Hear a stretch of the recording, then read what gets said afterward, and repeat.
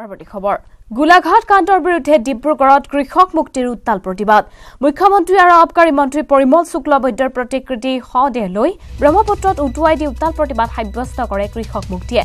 লগতে ঘটনাৰ উচিত তদন্ত কৰি দোষী কঠোৰ শাস্তি দিয়াৰ দাবী জনায় কৃষক মুক্তিয়ে এই সন্দৰ্ভত এক প্ৰতিবেদন আগবঢ়াব আমাৰ সাংবাদিক টমাছ বুঢ়াগোহাঁই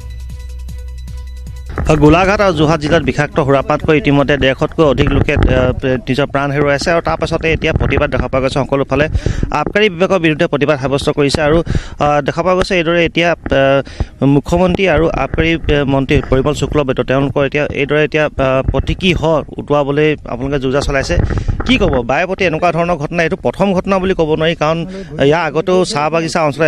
এনেকুৱা ধৰণৰ ঘটনা হৈ আছে বিষাক্ত সুৰাপান কৰি ইতিমধ্যে বহু লোকে আগতেও প্ৰাণ হেৰুৱাইছে আৰু এইবাৰ এইটো ইতিহাসত এনেকুৱা ধৰণৰ ঘটনা নজিৰবিহীন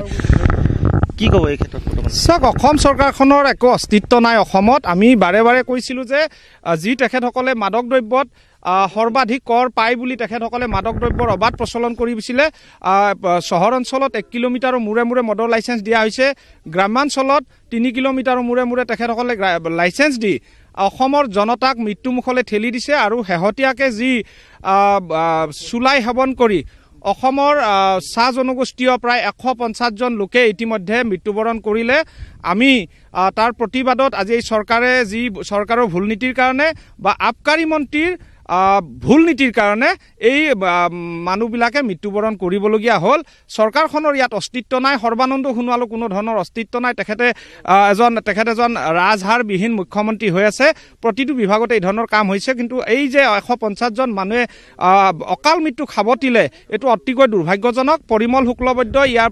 আবকাৰী মন্ত্ৰী হিচাপে থাকি লাভ নাই তেখেতে পদত্যাগ কৰিব লাগে আৰু আমি এই চেগতে আমি এটা কথা উনুকিয়াব বিচাৰিছোঁ যে চাহ জনগোষ্ঠীক লৈ চৰকাৰখনে অকল ভোট বেংকৰ ৰাজনীতি কৰিছে 150 জনকে মানুহে মৃত্যু হোৱাৰ পিছতো তেখেতসকলে যোৱাকালি ডিব্ৰুগড়ৰ চকীডিঙিত একমাত্ৰ ভোটৰ কাৰণে তেখেতসকলে যি ধৰণৰ উদ্যাম নৃত্য কৰিছে তাত সৰ্বানন্দ সোণোৱাল নিজে উপস্থিত আছিলে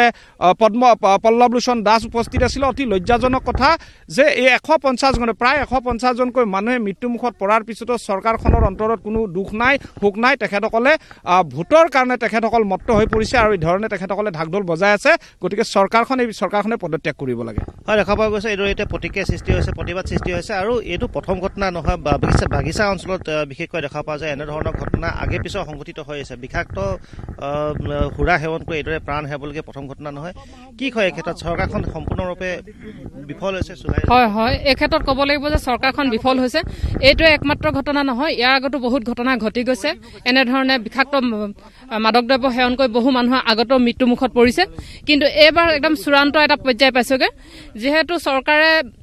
ৰাজহৰ স্বাৰ্থত কেৱল ৰাজহৰ স্বাৰ্থত মাদক দ্ৰব্য অবাধভাৱে প্ৰচলন কৰিছে সেয়ে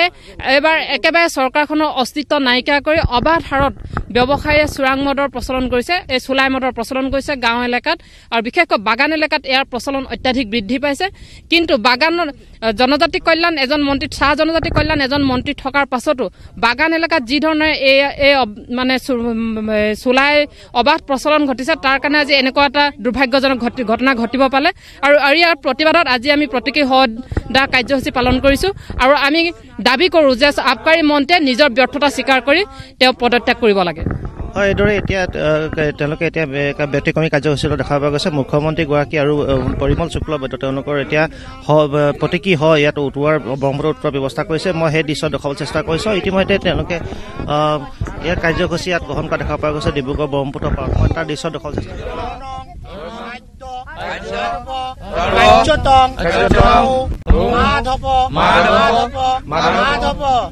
যিকোনো মানুহ ঢুকাইছে মদৰ কাৰণে তাৰ শান্তিৰ কাৰণে আমাৰ লগত প্ৰাৰ্থনা কৰিছো।